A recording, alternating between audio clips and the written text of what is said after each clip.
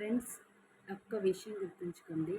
కష్టపడి నిజాయితీగా పనిచేసేవాళ్ళు ఎప్పటికైనా జీవితంలో మోసంతో మోసం చేసి ఆనందపడే వాళ్ళకంటే ఒక్కరోజైనా చాలా సంతోషంగా ఉంటారు. అయితే అప్పుడు వాళ్ళు బాధపడొచ్చు. కానీ అలాంటి వారికంటే 1000 రెట్లు సంతోషాన్ని వాళ్ళ జీవితంలో ఒక్కరోజైనా పొందుతారు. అది మాత్రం నిజం.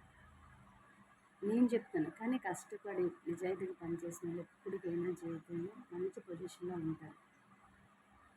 అందుకే నిజాయితీగా కష్టపడి ఉండండి ఏ పనిలోనైనా. ఒకళ్ళు బాధ పెట్టే విధంగా ఏ పని చేయొద్దు.